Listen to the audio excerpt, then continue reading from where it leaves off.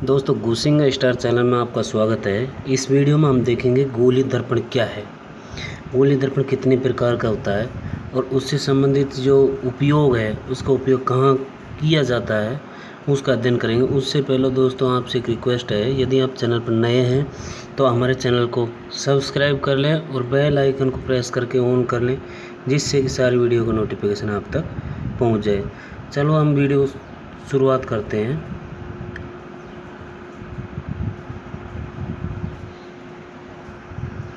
गोलीय दर्पण क्या होता है? तो दोस्तों दर्पण क्या है? दर्पण एक खोखला गोला है। दर्पण क्या है? दर्पण एक खोखला गोला है। दर्पण जैसे ये दर्पण है, ये दर्पण एक खोखला गोला है। इस पे मैंने क्या किया, परावर्तक सतह की, यानी ये सतह के ऊपर मैंने कोटिंग कर दी, कोटिंग कर दी। इसमें कांच का टुकड़ा लिया, कांच का टुकड़ा को मैंने कोटिंग कर दिया। कोटिंग करने के बाद में मैंने उसको परावर्तक सतह बना दिया। क्या बना दिया? परावर्तक सतह। उसको मैंने परावर्तक सतह बना दिया। तो खोखला गोलीय यानी खोखला गोले का वह भाग जो परावर्तक सतह तो है, खोखला गोले का वह खोखला गोले के परावर्तक सतह का एक भाग ही क्या कहलाता है? खोखला गोले का परावर्तक सतह का एक भाग, परावर्तक सतह का एक भाग दोस्तों गोलीय दर्पण कहलाता है। गोलीय दर्पण कहलाता है। गोलीय दर्पण किसे कहते हैं? खोखला गोले का परावर्तक सतह यानी परावर्तक सतह का एक भाग क्या कहलाता है? गोलीय दर्पण कहलाता है। तो दोस्तों गोलीय दर्पण जो है ये दो प्रकार का होता है। फर्स्ट होता है अवतल दर्पण और सेकंड होता है उत्तल दर्पण।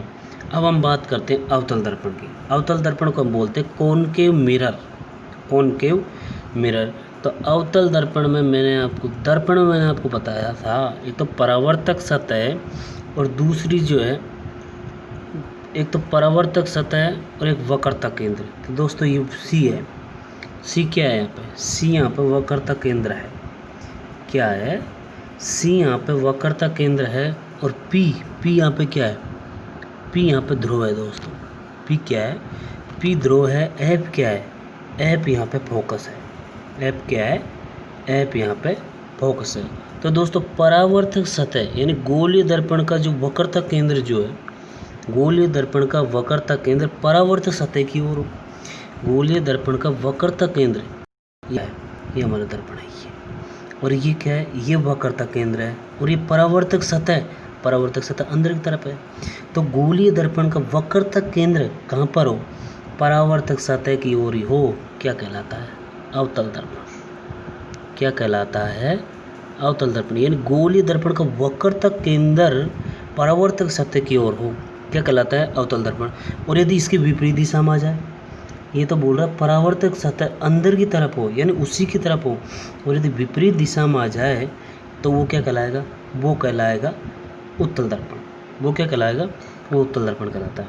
अब हम बात कर लेते हैं जो अवतल दर्पण है। अवतल दर्पण किसे कहते हैं? तो दोस्तों परावर्तक सतह, दर्पण परावर्तक सतह उसके एक ही ओर हो, यानी गोलीय दर्पण का जो वक्रता केंद्र है, वक्रता केंद्र क्या है? सी। वक्रता केंद्र से परावर्तक सतह की ओर हो, क्या कहलाता है? अवतल दर्पण। तो दोस्तों अवतल दर्पण का उपयोग जो है, अवतल दर्पण का यूज हम करते हैं सोलर कुकर। सोलर कुकर में अवतल दर्पण का उपयोग करते हैं। परावर्तक दूरबीनों में करते हैं। अजामती दर्पण, क्वेश्चन कई बार रिपीट हो चुका है दोस्तों, आप एग्जाम में रिपीटेड क्वेश्चन है। अजामती दर्पण के रूप में किसका उपयोग करते हैं? तो अवतल दर्पण का उपयोग करते हैं। किसका उपयोग करते हैं? अवतल दर्पण का उपयोग करते हैं। सर्च लाइट में अवतल दर्पण का उपयोग होता है। कान, नाक, गला सबकी जांच में, यार मोटर कार की जो हेडलाइट जो होती है उसमें भी अवतल दर्पण का उपयोग होता है। किसका उपयोग होता है? अवतल दर्पण का उपयोग होता है। आगे हम बात करते हैं उत्तल दर्पण। तो दोस्तों उत्तल दर्पण में मैंने आपको बताया था कि परावर्तक सतह विपरीत ओर हो, यानी वक्रता केंद्र। उसमें क्या था? उसमें वक्रता केंद्र परावर्तक सतह की ओर था। इसमें वक्रता केंद्र जो है परावर्तक सतह कौन सी दिशा में? विपरीत दिशा में। परावर्तक सतह विपरीत दिशा में हो, क्या कहलाता है? अवतल दर्पण कहलाता है। क्या कहलाता है? अवतल दर्पण कहलाता है। अब हम बात करते हैं अवतल दर्पण का उपयोग कहाँ किया जाता है। दोस्तों अवतल दर्पण जो है, अवतल दर्पण का उपयोग मोटर गाड़ियों, कि जो पीछे का वाहनों को देखने के लिए किसका उपयोग किया जाता है, अवतल दर्पण का उपयोग किया जाता है। अब कुछ महत्वपूर्ण परिभाषाएं हैं जिसको हम देख लेते हैं। ध्रुव क्या होता है? तो दोस्तों ये आप देख रहे हैं वक्रता केंद्र है, एक साइड आपको अवतल दर्पण दिया है और दूसरी साइड उत्तल दर्पण दिया है। परिभाषा ध्रुव किसे कहते हैं? दोस्तों ध्रुव क्या है? ध्रुव क्या कर, दर्पण का जो केंद्र है, दर्पण केंद्र कौन सा है? ये हमारा दर्पण का केंद्र है, ये हमारा दर्पण का केंद्र है जिसे हमने पी से दर्पा है। दर्पण का केंद्र क्या कहलाता है? ध्रुव कहलाता है। दर्पण केंद्र क्या कहलाता है? ध्रुव कहलाता है। आगे बात करते हैं वक्रता केंद्र की। तो गोलीय दर्पण, अपन ने गोलीय दर्पण बताया था। गोलीय दर्पण का जो केंद्र है उसे हम क्या कहेंगे? वक्रता केंद्र। तो वक्रता केंद्र को किससे दर्शाते हैं? सी से दर्शाया जाता है। आगे हम बात करते हैं मुख्य अक्ष। मुख्य अक्ष जो है ध्रुव और वक्रता केंद्र, ध्रुव और वक्रता केंद्र। तो दोस्तों ये तो हमारा है वक्रता केंद्र है और ये हमारा ध्रुव है। ध्रुव और वक्रता केंद्र को मिलाने वाली रेखा, ये जो मिलाने वाली रेखा जो है ना, ध्रुव और वक्रता केंद्र को मिलाने वाली रेखा क्या कहलाती है दोस्तों? मुख्य अक्ष कहलाती है। ध्रुव और वक्रता केंद्र को मिलाने वाली रेखा क्या कहलाती है? मुख्य अक्ष कहलाते हैं। अब हम बात करते हैं फोकस दूरी। तो दोस्तों ये दोनों के बीच की दूरी है, यानी सी और पी के बीच की दूरी क्या कहलाती है? सी और पी की बीच की दूरी, सी और पी की बीच की दूरी फोकस दूरी कहलाती है दोस्तों। क्या कहलाती है? फोकस दूरी कहलाती है। आगे हम बात कर लेते हैं मुख्य फोकस। वक्रता त्रिज्या, वक्रता त्रिज्या क्या है? सी और पी की बीच की दूरी यानी सीपी, सीपी वक्रता त्रिज्या कहलाती है। और फोकस दूरी, फोकस दूरी जो है ध्रुव और मुख्य फोकस, फोकस दूरी क्या है? ध्रुव और मुख्य फोकस के बीच की दूरी क्या कहलाती है? फोकस दूरी कहलाती है। अब हम बात करते हैं गोलीय दर्पण की जो त्रिज्या है और फोकस दूरी में क्या संबंध होता है? तो त्रिज्या और फोकस दूरी का संबंध है F बराबर R/2, F बराबर R/2, यानी R बराबर क्या हो गया? 2F हो गया। फोकस वक्रता त्रिज्या, वक्रता त्रिज्या क्या है? फोकस दूरी की दुगनी होती है। वक्रता त्रिज्या फोकस दूरी की दुगनी होती है, अर्थात R बराबर 2F और F बराबर R/2, और जो फोकस दूरी है वक्रता त्रिज्या की आधी होती है। अब आगे हम बात कर लेते हैं दर्पण का सूत्र। दर्पण का सूत्र क्या होता है? तो दोस्तों दर्पण का सूत्र जो है 1/F बराबर 1/U प्लस 1/V बराबर 2/R। तो यहाँ 2/R कहाँ से आया? 2/R आया दोस्तों। F बराबर R/2 होता है। ये R नीचे है इसलिए ऊपर चल जाएगा, यहाँ 2/R यहाँ से लिया है। आगे हम बात करते हैं जिससे प्रतिबिंब है, जैसे उत्तल दर्पण है, अवतल दर्पण है, प्रतिबिंब कैसे बनते हैं उससे पहले हम बात कर लेते हैं चिन्ह कैसे लिए जाते हैं इसके। जो अवतल दर्पण जो है, अवतल दर्पण में फोकस दूरी हो, वस्तु की दूरी हो, प्रतिबिंब की दूरी हो, सभी क्या होंगे? सभी नेगेटिव ली जाती है। यहाँ पे फोकस दूरी पॉजिटिव आएगा, प्रतिबिंब दूरी पॉजिटिव, वक्रता त्रिज्या पॉजिटिव और वस्तु की दूरी नेगेटिव ली जाती है उत्तल दर्पण में। अब हम अवतल दर्पण पर जो प्रतिबिंब बनते हैं उसकी बात कर लेते हैं। तो दोस्तों जब वस्तु अनंत पर हो, जब वस्तु अनंत पर हो, तो एक वस्तु है यहाँ पे, ये वस्तु कहाँ पे है? यहाँ पे कोई वस्तु रख दी है, कोई आदमी यहाँ पे खड़ा है, ये अनंत पे है। अनंत से यहाँ से फोकस पे होकर जो कोई भी रेज आएगी यहाँ से गुजरेंगे, तो कोई भी वस्तु अनंत हो तो प्रतिबिंब तो हमको पता है उल्टा ही बनेगा, वास्तविक बनेगा, उल्टा बनेगा, और कहाँ पे बनेगा? ऐप पर बनेगा। अनंत पर हो तो प्रतिबिंब, यदि हम अनंत पर कोई वस्तु देखते हैं जिसकी कोई दूरी निश्चित नहीं है तो उसका प्रतिबिंब वस्तु से छोटा ही बनेगा, ऐप पर बनेगा, वास्तविक बनेगा, उल्टा बनेगा, वस्तु से छोटा बनेगा। और जब वक्रता केंद्र और अनंत के बीच में हो, यानी जब वस्तु जो है वक्रता केंद्र, ये वक्रता केंद्र और ये अनंत, अनंत पता नहीं है, अनंत के बीच में हो तो ये प्रतिबिंब हमारा ये ऐसे बनेगा। यहाँ पे अनंत पर बनेगा तो प्रतिबिंब सी और एफ के बीच में बढ़ रहा है।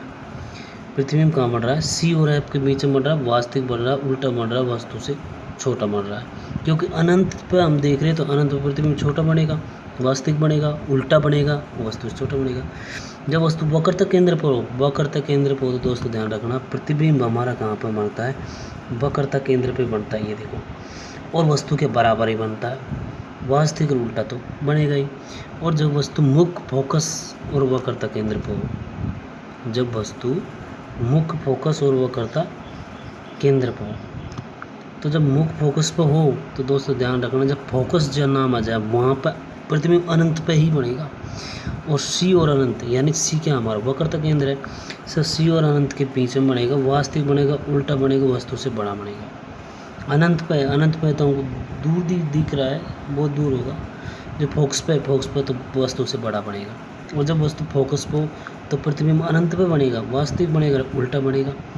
फोकस पे हो तो अनंत पे, फोकस पे तो अनंत बनेगा, वास्तविक बनेगा, उल्टा बनेगा, वस्तु से बड़ा बनेगा। जब वस्तु मुख्य फोकस और ध्रुव के बीच में हो, तो दोस्तों वस्तु को कहाँ रखा है इसने, वस्तु को मुख्य फोकस और ध्रुव के बीच में रखा है। वस्तु जो है, वस्तु को मुख्य फोकस ही है और ध्रुव जो है, ये इन दोनों के बीच में रखा है। तो प्रतिबिंब हमारा इधर साइड, आगे नीचे प्रतिबिंब बन नहीं रहा, तो इसका प्रतिबिंब जो है यानी परावर्तक हो जाएगा, आगे की तरफ ऊपर बनेगा, यानी दर्पण के पीछे बनेगा। काल्पनिक बनेगा, वास्तविक प्रतिबिंब बनेगा नहीं इसका, काल्पनिक बनेगा, सीधा बनेगा, वस्तु से बड़ा बनेगा।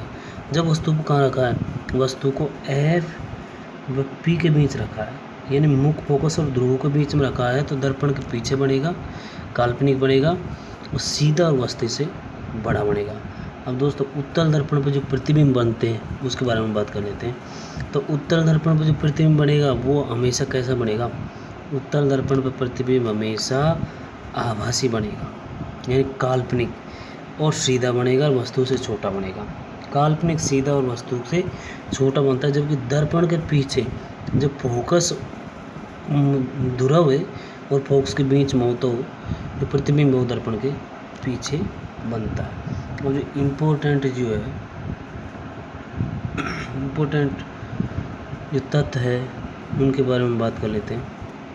इम्पोर्टेंट बिंदु जो दिए हैं, अवतल दर्पण में काल्पनिक आभासी, दोस्तों ध्यान रखना है, क्वेश्चन आता है हमेशा, क्वेश्चन आ भी जाए कि वह कौन सा दर्पण है जिसमें आभासी यानी काल्पनिक और वास्तविक दोनों प्रकार के प्रतिबिंब देखे जा सकते हैं। तो दोस्तों दोनों प्रकार के प्रतिबिंब जो है अवतल दर्पण में दोनों प्रकार के प्रतिबिंब बना सकते हैं, वास्तविक और काल्पनिक। तो काल्पनिक प्रतिबिंब हमने देखा था एफ और पी के बीच में काल्पनिक प्रतिबिंब बन रहा था, वस्तु के पीछे बन रहा था, वस्तु से बड़ा बन रहा था, अनंत पर बन रहा था।